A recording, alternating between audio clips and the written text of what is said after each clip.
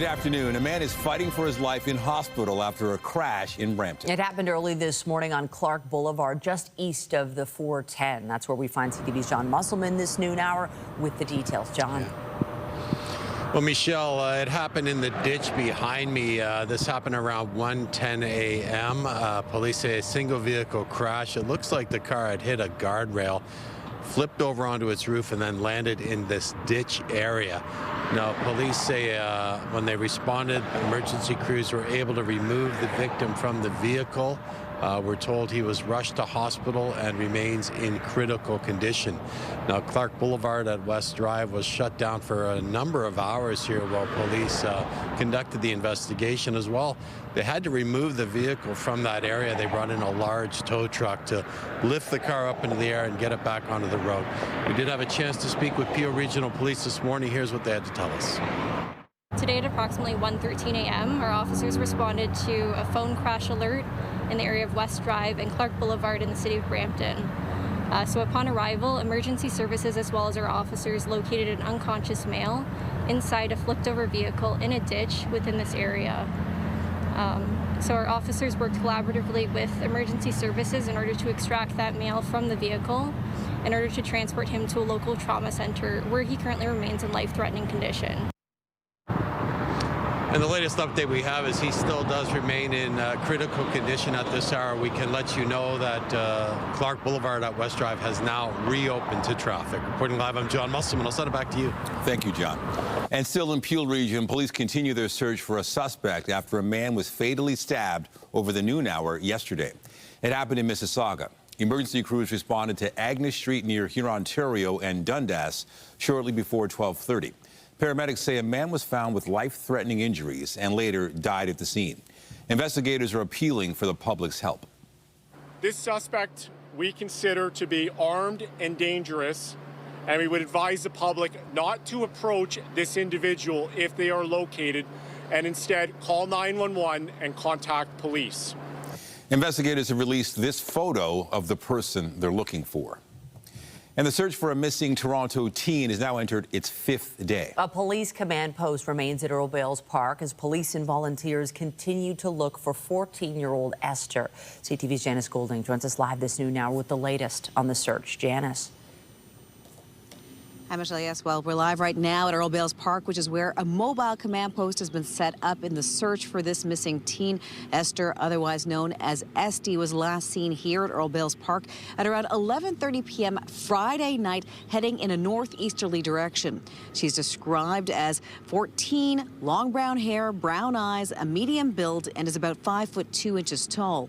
In a social media post, police said they believe she was last seen wearing a long turquoise sweater with long sleeves with words on the front and gray sweatpants. They say she could also have been wearing a green long sleeve top. Police say they're not sure whether the teen was wearing any shoes. It's not known what Esther was doing at the time she disappeared or if she met up with anyone. Here is more from her mother, police, and area residents. Esty, my love, if you are watching this, please come home. We love you so very much, and we miss you terribly. Your family here, across the country, and around the world are searching and praying for you every minute.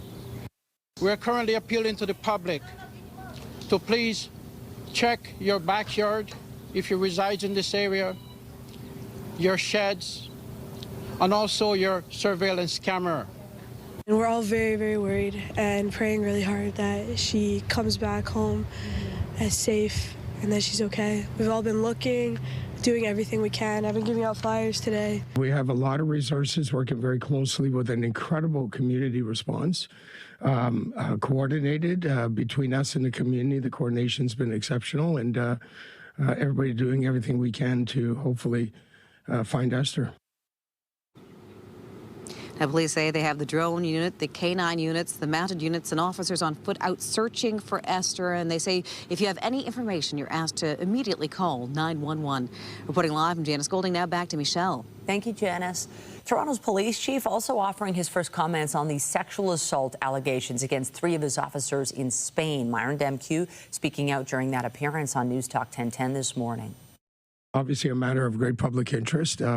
All 3 officers are now back in Canada. I have suspended all 3 officers with pay. And yesterday, at the first available opportunity, I confirmed their suspensions. We are making efforts to connect with the police in Spain to get the details we need for our processes to commence and to make sure whatever we do is supporting the Barcelona police in whatever process they're going through in their justice system, and we'll do everything we need to do at this end to hold our members accountable based on these allegations. Sources confirmed to CTV News the accused officers are Toronto Police Constables Evan Glennie, Rich Rand, and Chalar Yeet. According to several Spanish media sites, they're accused of sexually assaulting a sex worker in Barcelona. More news in a moment, but first, let's head outside for a live look at the city this afternoon. Lovely sunshine and definitely a change in temperatures. It is not as hot as it was over the past several days, but some might find it fresh, very pleasant if you have plans to do some exercise outside. Lindsay Morrison joins us now with all the details. Lindsay. Yeah, Michelle, I'm glad that you were able to find the silver lining because it is dramatically cooler out there compared to the last couple of days. In fact, temperatures are still in the single digits this hour in places like Goderich, Owen Sound, and Parry Sound. Here in Toronto, we're 15 degrees. That's about 15 degrees colder than it was yesterday afternoon, and it feels even cooler than the temperature suggests, thanks in major part to these breezy winds out of the northwest. On the satellite and radar, we have lots of sun, little more cloud across the southwest. Gone are the thunderstorms that impacted part of the province last evening. Overall, it is a pretty pleasant day. It just, again, feels quite different from the last few. 18 degrees is what we're forecasting for a daytime high. But look at this. Environment Canada just recently issuing a widespread frost advisory. I'll show you just how low the temperature could go overnight tonight. That's coming up. But for now, Michelle, I'm going to send it back to you. Thank you, Lindsay.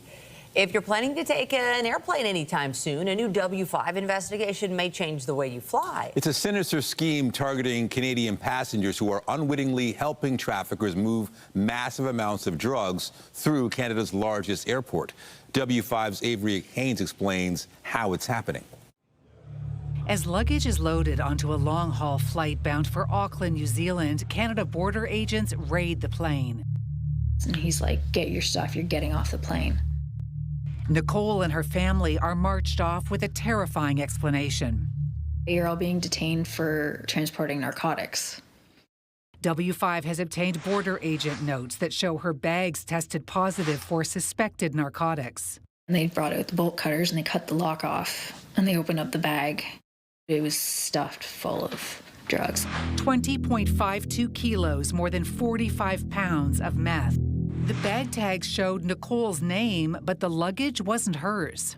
Nicole was detained for 7 hours before the RCMP realized she was a victim of bag tag switching. I took a video of it. It takes like 5 seconds, so it could have been anywhere. Our exclusive data reveals a shocking surge in cases. At least 17 innocent passengers have been victims of bag tag switching in the last year. In all but one case, the switch happened at Pearson Airport, leaving passengers wrongly accused of smuggling drugs to countries around the world. The passengers were all eventually released, but this is just what's being caught. An untold number of Canadians may have flown without even knowing that their bag tags had been used to transport drugs. That bag is picked up by somebody on the other end, and these other people hopefully just pick up their bag and have no idea. They just assume that the tag's gone missing. Dieter Boheim is a retired police inspector who was also part of Toronto's Airport Intelligence Unit. I guarantee you the switching of the tag happens on a regular basis. Sometimes it gets detected, but a lot of times it just doesn't get noticed. Tag switching involves drugs leaving Canada, but Boheim says Pearson Airport is also a prime destination for organized crime groups who want to get drugs into Canada. So the airplane becomes your vessel to move cocaine.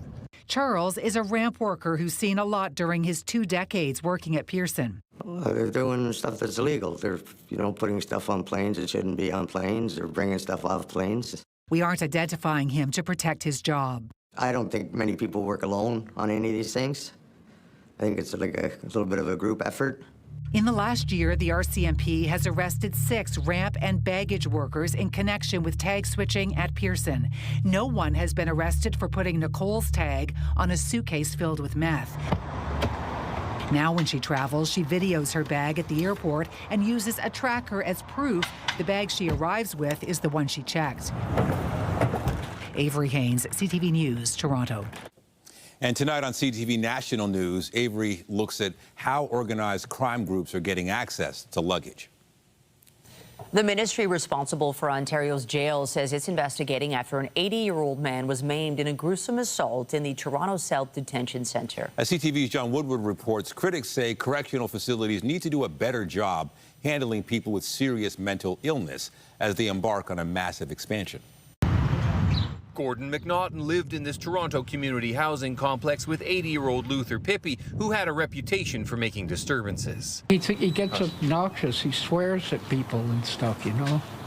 But it doesn't last. It just, you know, he blurts it out and that's it. Upstairs, neighbors told us of his tendency to sleep in the stairwell and make a lot of noise. He's screaming like a crazy, like a madman. Pippy was arrested by the Toronto police, accused of threatening a neighbor, and put in a cell in the special needs wing at Toronto South with 50-year-old Douglas Detrusion de Mainil, who had his own record of disturbances. The 50-year-old now charged with maiming, disfiguring, and/or endangering the life of Luther Pippy on August 12th. One source says the 80-year-old was blinded in the attack. Pippy's charges were dropped. The alleged attacker had a bail hearing at the Ontario Court of Justice in Toronto, which didn't last long because it appeared he was unable to say his own name. For now, he'll stay in a secure facility in a psychiatric hospital. Obviously, it's extremely disturbing. NDP Justice critic Kristen Wong-Tam said Ontario's prisons are failing people with mental health problems, pointing to the case of Suleiman Fakiri, who died in 2016 in the throes of a mental health crisis. Surveillance video shows guards at the Central East Correctional Centre piling on. A coroner's inquest recommended that anyone in crisis be taken to a hospital. That was the top line recommendations from the coroner's inquest, and this government has still not acted upon that recommendation. The Solicitor General Ministry says it's investigating what happened. And as for prison mental health care, the minister said this last week as he unveiled plans for a major prison expansion. We have the health teams in place in our correctional system. They do a phenomenal job. We've strengthened those health teams. That's terrible.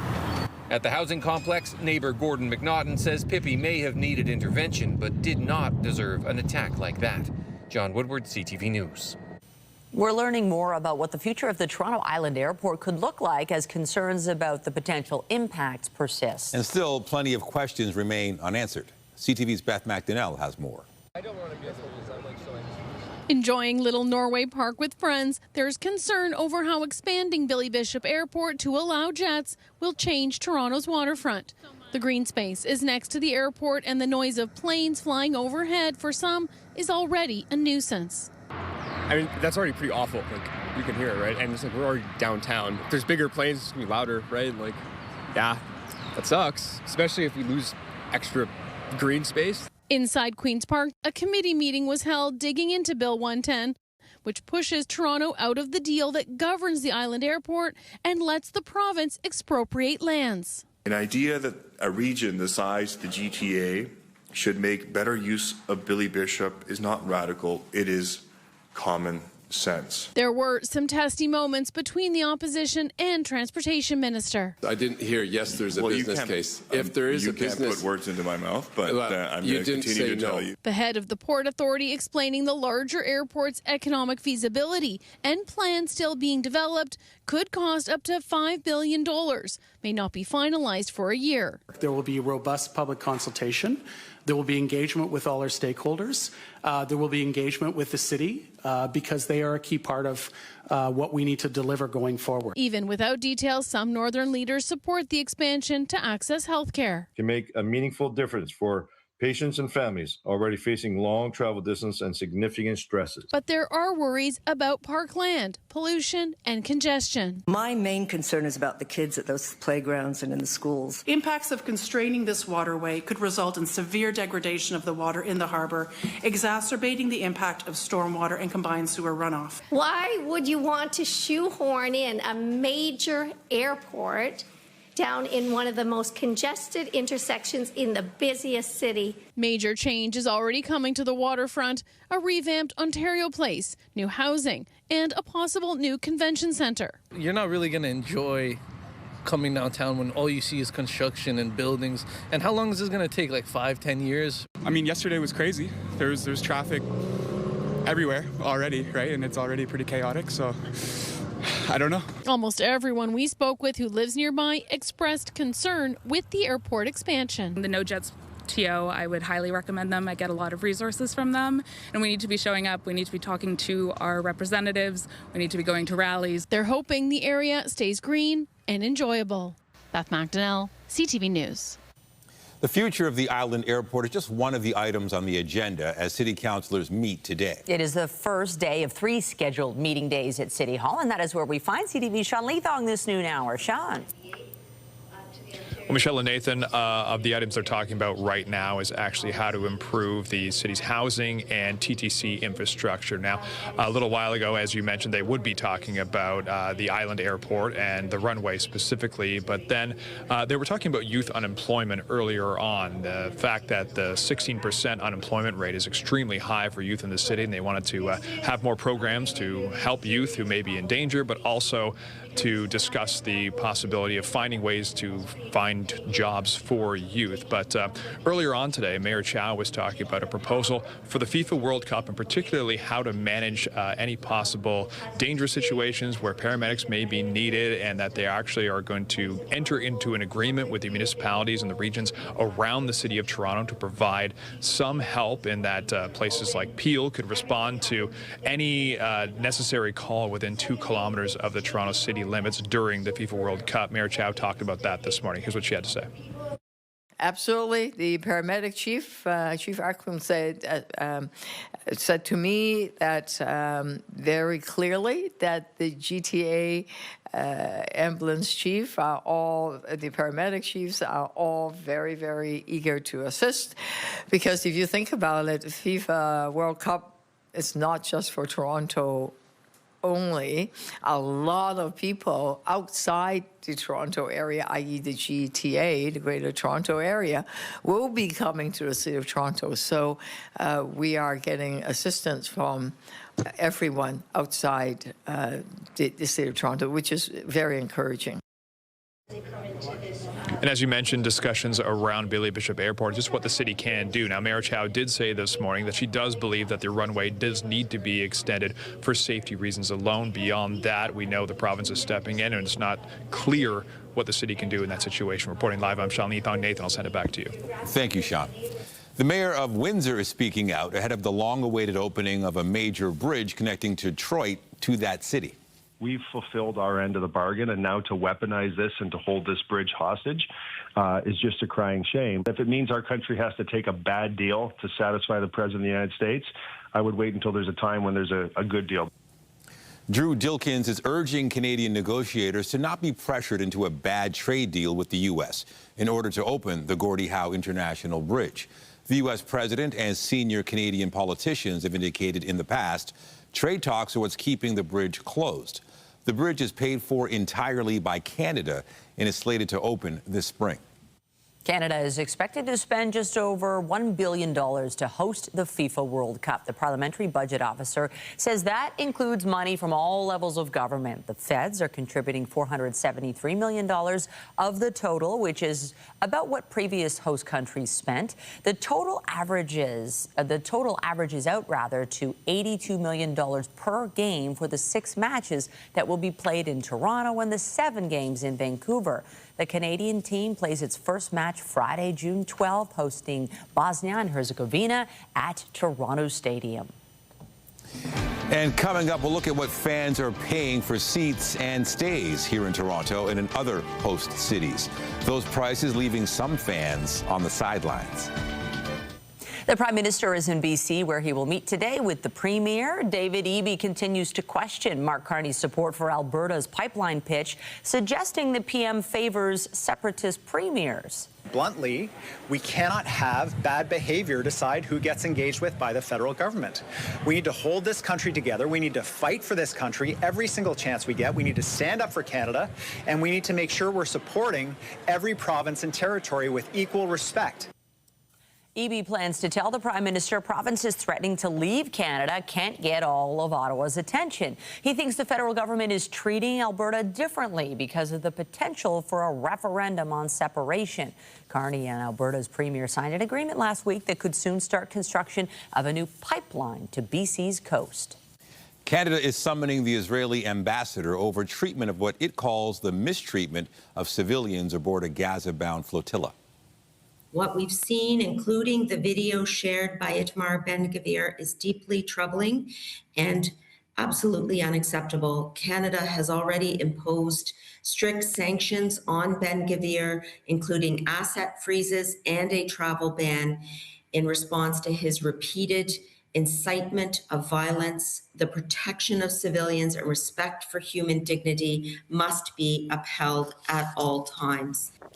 Activists say 11 Canadians were among those detained when Israel's Navy intercepted 41 boats in international waters near Cyprus on Monday. Anita Anand says she has not received a response to the summons from the Israeli embassy. The head of Canada's military has been nominated for a key position in NATO. Ottawa has announced that General Jenny Carignan is a candidate for chair of the NATO Military Committee. The role serves as the main military advisor to Secretary General Mark Rutte.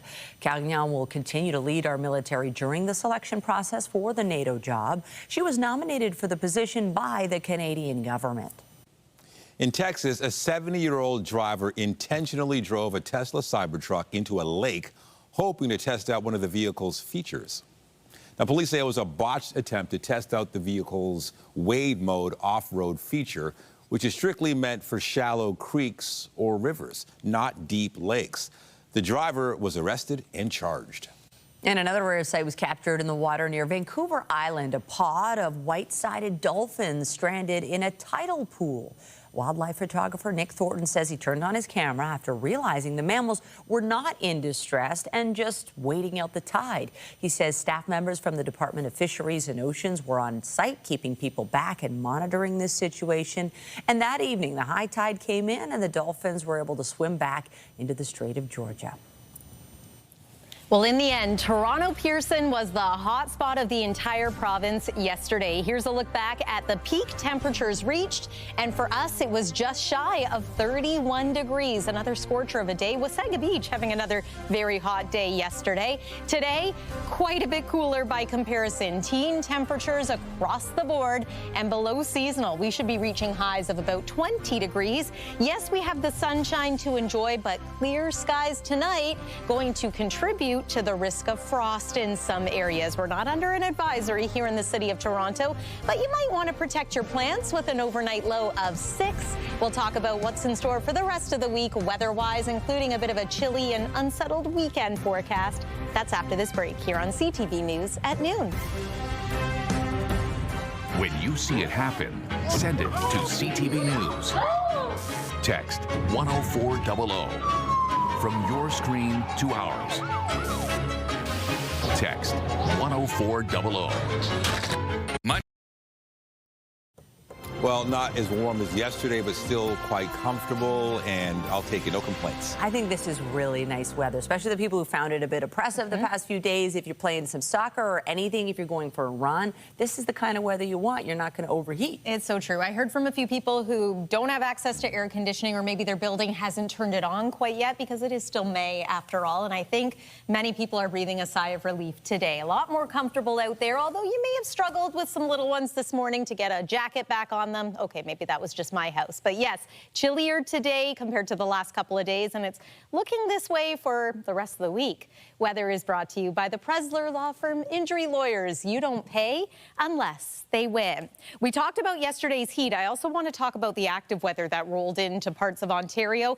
This was the scene in the London area, and it's visuals like this that likely prompted a couple of tornado warnings yesterday. They were in effect for the City of London and for areas south and east of there. Cleanup well underway in and around East London. Also communities like Belmont and Dorchester. The Northern Tornadoes Project is going to be out examining some of this damage to see if it was in fact a tornado or two that touched down yesterday. But yes, another very stormy evening the day before that, Victoria Day. It was parts of central and northern Ontario. So severe weather season is here. I'm happy to share that the forecast for the next couple of days is significantly quieter. We do still have some cloud cover from Niagara over toward Windsor, but in most parts of the GTA, we are enjoying sunshine and yes, some cooler temperatures. But let's talk about the active weather portion of our forecast. For the most part, wet weather is going to remain south of the border today. We are under the influence of high pressure,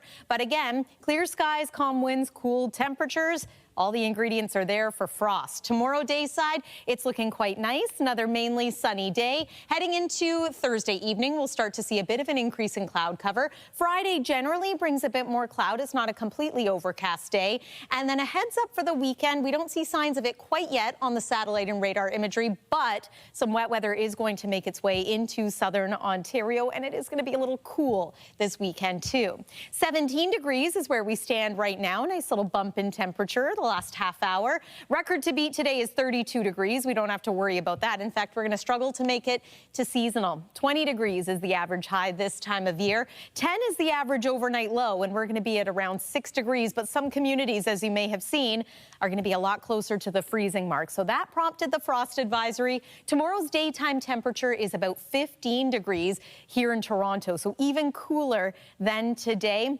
It's going to be another sweater or a light jacket kind of day tomorrow. But don't forget the sunglasses. Lots of sunshine, and then again, an increase in cloud cover as we make our way into Friday. There's the weekend forecast. Saturday especially is quite cool with a high of only 12 and some wet weather to go along with it. We will be back up near seasonal to start off the beginning of next week. That's the weather for now. Nathan, I'll send it over to you. All right. Thank you, Lindsay. They are a staple of summer, and today we know more about the future of Canada's iconic Snowbirds fleet. The government announced yesterday the jets will be replaced. That means the aerial acrobatics team will be grounded until new planes are procured, but some question the choice of replacement aircraft. CTV's Graham Richardson reports.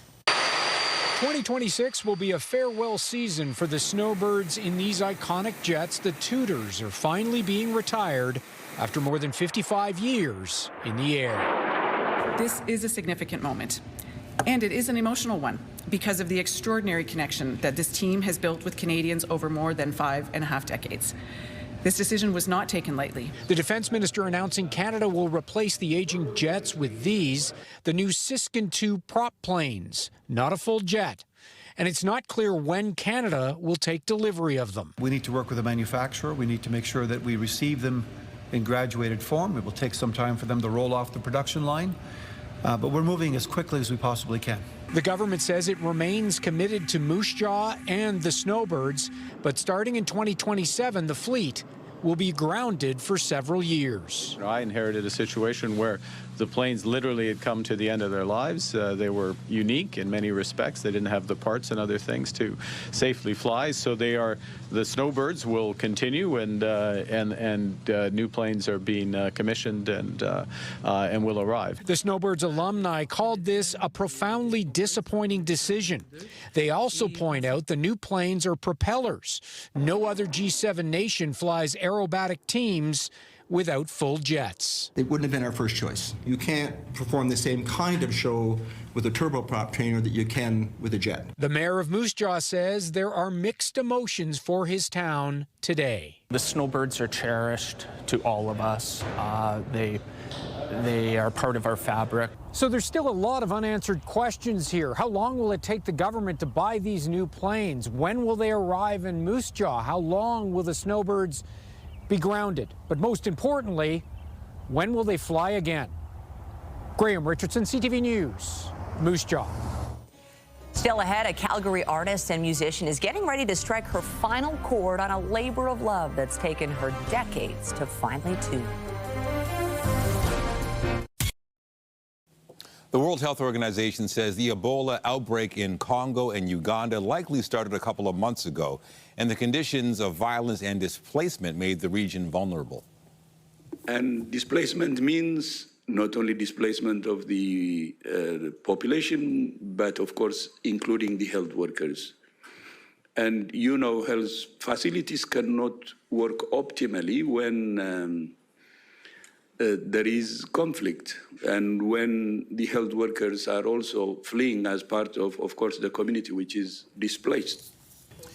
The outbreak has alarmed health officials because it spread for weeks undetected. The WHO says 2 possible vaccines are being considered for the deadly strain of Ebola, which has killed over 130 people. Any vaccine would take 3 to 9 months to develop and need clinical trials. There are currently more than 600 suspected cases. Global Affairs says it's not aware of any Canadians affected by the outbreak, but consular officials are ready to provide assistance to anyone who wants to leave. There's about 3,600 Canadians registered as being in the Democratic Republic of Congo and Uganda. A new study from Statistics Canada shows how breast cancer outcomes are not equal everywhere. The data reveals differences in diagnoses and death rates among women across Canada, underscoring how where people live may influence their risk. The study found diagnosis rates were highest in urban centers with large immigrant and racialized populations, as well as some rural regions. In contrast, rates were lowest in large metropolitan areas such as Montreal, Toronto, and Vancouver, and also in northern and remote regions. As for death rates, the information shows rates are highest in rural eastern regions and lowest in big cities. The differences could be due to disparities in treatment, access, or follow-up care. A Calgary musician, artist, and instrument maker's decades-long labor of love is ready to strike its final chord. The journey would take 50 years. CTV's Kevin Green has her story. 50 years in the making, Susan Rod's handmade harpsichord is getting one of its final tune-ups. She says when she started the project, she never imagined it would take this long. No, I had no idea. I just went along with it, you know. When life got in the way, I didn't work on it. And when it didn't, then I carried on. Rod started the project in 1976 after deciding the Renaissance quartet she played viola in needed a harpsichord instead of a piano to be more authentic. I just thought about making a harpsichord. This is what you have to do. So that's what I did. The result is a handcrafted instrument filled with thousands of intricate moving parts, hand-cut wooden mechanisms, and detailed paintings of Alberta birds, landscapes, and plants. The tolerances are very small, but there are many, many more parts in this. You can't even believe it. Her persistence has amazed her friends who've watched the project take shape over decades. And I just am in awe of this woman and her incredible perseverance. Calgary musician and keyboard collector Han Ding owns 3 harpsichords he once considered building his own. I commend anyone who can build a harpsichord on their own, but I knew that I was not brave enough to do that. Rod isn't keeping her creation, and she's not selling it either, despite it being worth tens of thousands of dollars. She's giving it to Calgary harpsichord master Justin Luczynski. With her blessing, I'm going to, involve it with, concerts and teaching. Like, I'll get it out there a lot, so it's seen by as many people as possible and appreciated. Rod says despite the 5 decades of work, she never once thought of quitting. It's a sense of accomplishment, that I can tell you. A feeling of almost relief that it's actually finished. Kevin Green, CTV News, Calgary. Coming up, how a Canadian artist is using her canvas to bring a powerful World Cup story to light. Many children like to play video games, and they may do it on their own tablet or computer, or maybe even your smartphone. While many games can be downloaded and played for free, there are others that allow you to purchase add-ons that, if you are not careful, can really add up. CTV's Pat Foran has more.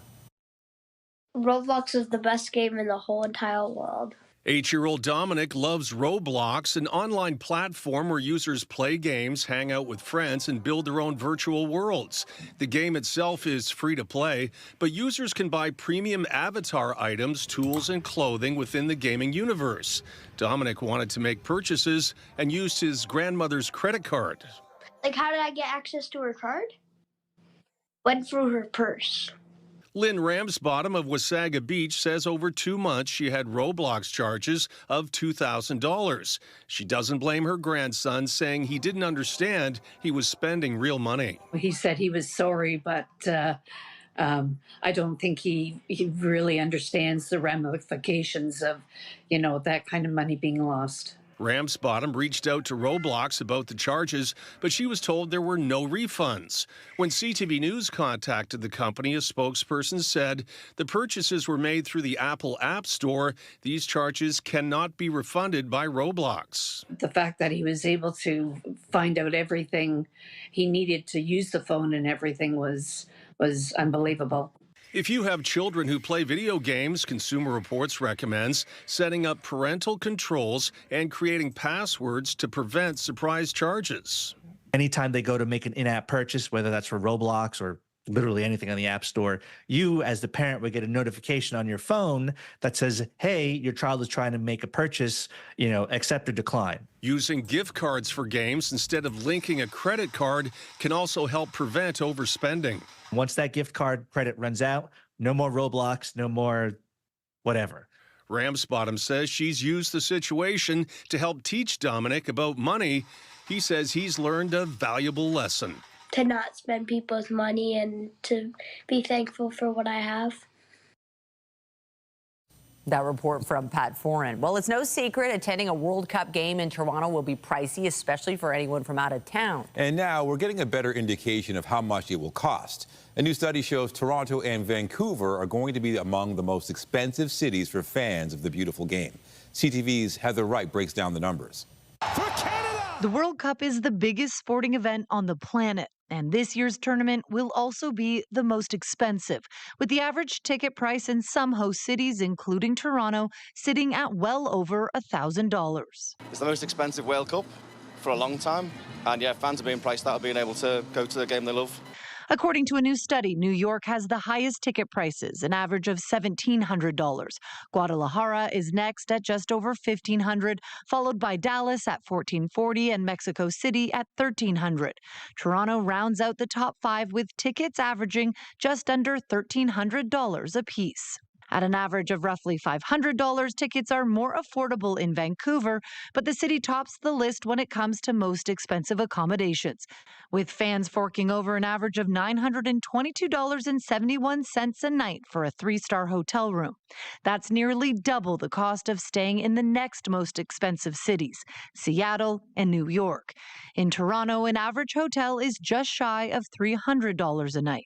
According to Destination Vancouver, the city has not yet seen a World Cup hotel bump, with bookings down 20% this year. We've heard a lot of different things. It's all speculation. We know it's going to be a busy time. With 23 days to go until the World Cup kicks off in Canada, tickets are still available in both Toronto and Vancouver, including for Canada's opening match on June 12th. But they cost upwards of $1,000 apiece, pricing out many would-be attendees, including Angela O'Hara, who lives in Toronto and won't be going to any matches. But she is excited for the beautiful game to come to town. Just being downtown with all the excitement, you can't beat it. When it comes to food, the least expensive host cities are all in Mexico, with Toronto and Vancouver in the middle of the pack. Miami is the most expensive host city to dine out in. Heather Wright, CTV News, Toronto. The Toronto Tempo are now above 500 in their inaugural season. Monday just getting caught lagging on that copper, taking advantage of it. Sykes stealing it. Oh. Brittany Sykes had 31 points. Marina Mabrey added 30, including 6 three-pointers to lift Toronto over the Phoenix Mercury 98-90. It was the Tempo's second straight road win and brings their record to 3-2. The Tempo visit the Minnesota Lynx tomorrow before heading home Saturday to face Portland. The Montreal Victoire are aiming to hoist the Walter Cup tonight when they face the Ottawa Charge for Game 4 of the All-Canadian PWHL Final. The Charge winning 2-1 on home ice Monday to keep their hopes alive. Montreal leads the championship series 2-1. All 3 games have been decided by 1 goal. If Ottawa evens it up tonight, Game 5 will be in Laval on Saturday. Another tough loss for the Blue Jays in New York. Line drive, right center field, but over to make the catch is Grisham. Jimenez will tag and score. It's a sac fly to make it 5-4. After blowing a 3-0 lead, the Jays went down 5-3. They fought back in the 9th, but fell short, losing 5-4. It's the second straight one-run loss to the Yankees. The teams continue their 4-game series in New York tonight with first pitch set for 7:05. Treya Savage gets the start.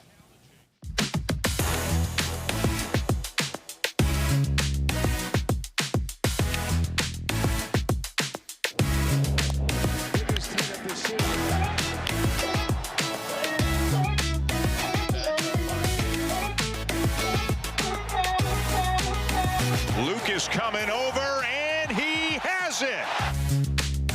Where did you grow up? Sacramento, California. I guess just right outside of it, Antelope. Competing with my brother. My brother, Shay, he's 3.5 years older than me. I've always wanted to be better than him, and I think he really helped me get to where I am now. Who were the mentors, the people that really helped get you here? I mean, Mom and Dad, they did everything for both of us. It was a hectic household.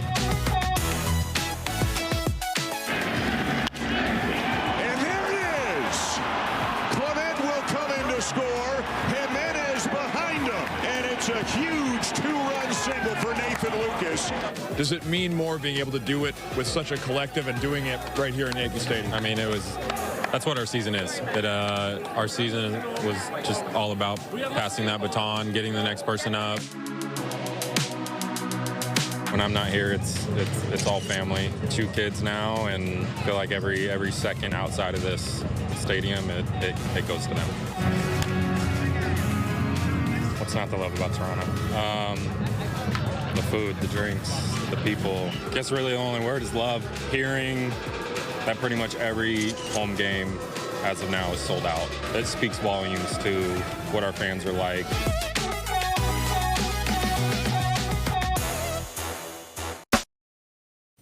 With the World Cup just a few weeks away, a Vancouver painter is putting the finishing touches on a tribute to some of soccer's most inspiring stars. It's a powerful symbol of sport and human rights, highlighting a common background on the canvas.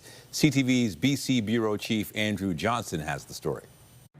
2 years after first picking up a brush, Carling Jackson was painting full-time. Her self-taught method boils down to this. So I use Renaissance techniques on athletes. But what she's working on in her downtown Vancouver studio represents something much bigger than just her brush strokes. Germany, Canada, Bosnia, Iraq, France, Australia. Jackson is bringing to life a symbolic soccer team for the UN Human Rights Agency, made up of pro players with refugee backgrounds, athletes whose childhoods were shaped by war, displacement, or violence before they rose to the top of the sport. They are pictured standing alongside their younger selves, which requires some guesswork by the artist. 9 of these players did not have any photos of them when they were little. So they've nothing. So this is the first time they're going to see themselves when they were little. The team's captain is Canada's captain, Alfonso Davies, who was born in a refugee camp in Ghana 5 years before his family settled in Edmonton. It's a place where they gave my family safety. They welcome us in with open arms. If you give refugee an opportunity to be who they are, they'll become, amazing people. The project is a perfect fit for Jackson, whose own soccer career was ended by injury. She then paired her lifelong interest in human rights and fighting injustice with art and sport. My goal was to be able to get to a point where I could do 50-50 human rights and sports and use the money I make from sports to pay for human rights projects. Jackson believes she is now the most commissioned sports artist in the world. There's not been a single woman who's made it this far, so, I love that. Women are paid 4% of what men make in the art world, similar to sports. Ahead of the FIFA World Cup, this painting will soon hang at the UN headquarters in New York, and a copy will be on display at Toronto's Union Station, part of the More Than a Game campaign, celebrating how the sport can help refugees build new lives. When people are given safety and opportunity, they can achieve the impossible. These 11 athletes are the proof. Andrew Johnson, CTV News, Vancouver. Great story. Just a few weeks away. I know. Can you believe it? The countdown is definitely on, and it definitely feels more like, soccer weather, but there's been a bit of a cool down. Yeah, we're hoping, I think most of us anyway, that it'll be a little bit warmer into the month of June, because today we are back below seasonal, not by a major margin. The next couple of days will certainly be a little bit cooler than average, but let's take one more look at the satellite and radar. At the very least, we have some sun out there. You might be seeing a little bit of high-level cloud, depending on which part of the GTA you're joining us from, but overall it's a clear, dry day today and clear overnight. Waking up tomorrow morning, more in the way of sun, but it is going to be a chilly start. We're talking single-digit lows, close to freezing in some communities north of Toronto, and then tomorrow's daytime high, 15 degrees. That's about 5 degrees cooler than average, and about 15 degrees cooler than it was yesterday and the day before. There's your next 3 days. We are getting even colder as we make our way into the weekend. And yes, it is going to be a little unsettled with the chance of showers both Saturday and Sunday. Nathan and Michelle. All right. Thank you, Lindsay. And that's it for CTV News at noon. Remember, you can get Toronto's breaking news all day long on CP24 and at ctvnewstoronto.ca. For Lindsay Morrison and all of us here, have a pleasant afternoon. I'm Michelle Dubé. And I'm Nathan Downer. Be sure to join us later for CTV News at 5 and 6.